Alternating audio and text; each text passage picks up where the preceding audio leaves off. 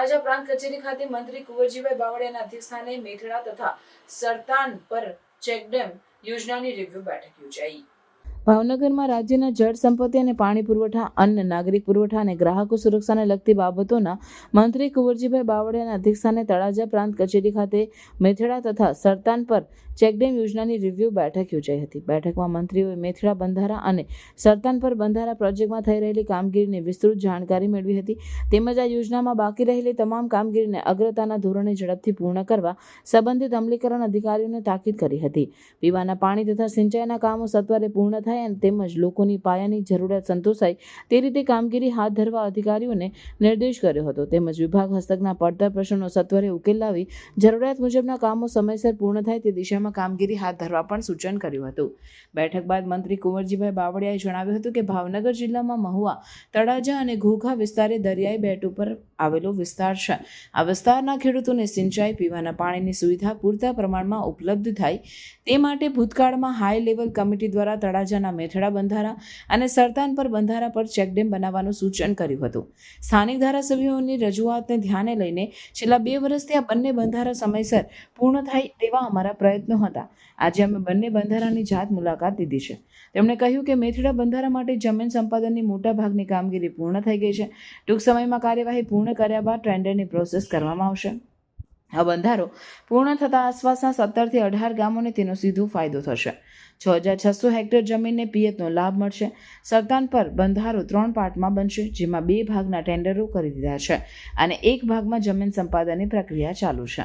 કામગીરી પૂર્ણ થયા બાદ અહીંના 15 થી 16 ગામના ખેડૂતોને સિંચાઈ, પીવાના પાણીનો લાભ મળશે। આ ઉપરાંત 3000 હેક્ટર જમીન પિયતવાળી થશે। આમ મેથડા અને સરતાન પર બંધારો તૈયાર થતાં અહીંના દરિયાઈ વિસ્તારની ખેતી અને ખેડૂતોને જે સ્વપ્ન હતું તે સાકાર થશે।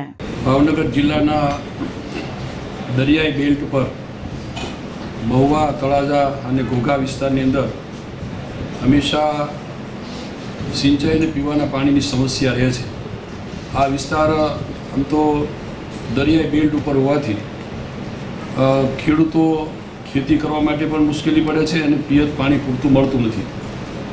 ભૂતકાળમાં હાઈ લેવલ કમિટી 1 અને 2 આ 2 જગ્યાએ, એક મેથડા બંધારા તરીકે અને બીજું સરતાન પર બંધારા તરીકે આ 2 મોટા ડેમનું એ વખતે સૂચન કરેલું। વારંવાર આ વિસ્તારના સૌ ધારાસભ્યો અને વગેરેની રજૂઆત થવાને અંતે છેલ્લા 2 વર્ષથી આ બંને બંધારાઓ સમયસર પૂર્ણ થાય અને લોકોને પિયત અને સિંચાઈનો લાભ મળે એ માટેના પ્રયત્નો હતા। આજે મેં વહેલી સવારથી મહુવાથી શરૂ કરીને પહેલાં ખાસ કરીને મેથડા બંધારા ક્યાં બનાવવાનો છે, ક્યાં બાંધવાનો છે, એનો ખર્ચને વગેરેની અને ત્યારબાદ સરતાન પર બંધારાની બંનેની મુલાકાતો માનનીય ધારાસભ્ય ગૌતમભાઈ અને આ વિસ્તારના સંગઠનના હોદ્દેદારો અને અધિકારીઓની હાજરીમાં મુલાકાત લીધી।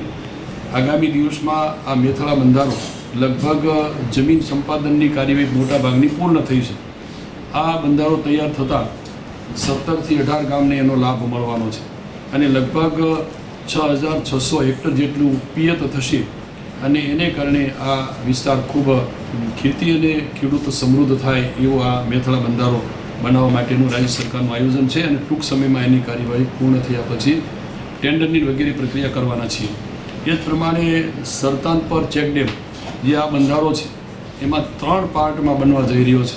એમાં 2 ભાગોનું અમે ટેન્ડરો કરી આપ્યા છે। એક ભાગમાં થોડી જમીનની સંપાદનની પ્રક્રિયા ચાલે છે, એ ટૂંક સમયમાં પૂર્ણ થશે।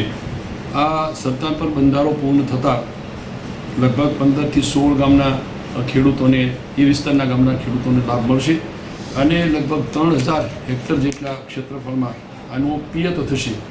એટલે સરતાન પર બંધારો તૈયાર થતાં લગભગ આ બંને મેથડા અને સરતાન પર બંને બંધારો પૂર્ણ થતાં દરિયા બેલ્ટ ઉપર જે વર્ષોથી ખેડૂતોનું અને આ વિસ્તારના પ્રતિનિધિઓનું સ્વપ્ન હતું એ સાકાર કરવા માટે રાજ્ય સરકાર, દેશના પ્રધાનમંત્રી જે રીતે કહે છે કે ખેડૂતોની આવક બમણી કરવા માટેનું જેમનું સ્વપ્ન છે, રાજ્યના માનનીય મુખ્યમંત્રી આદરણીય ભૂપેન્દ્રભાઈ પણ જે રીતે આ સિંચાઈ વિભાગને, જળ સંપત્તિ વિભાગને મહત્ત્વ આપીને આ યોજનાઓ વહેલી તકે સાકાર થાય માટેની પૂરતી નાણાકીય જોગવાઈ પણ કરી છે।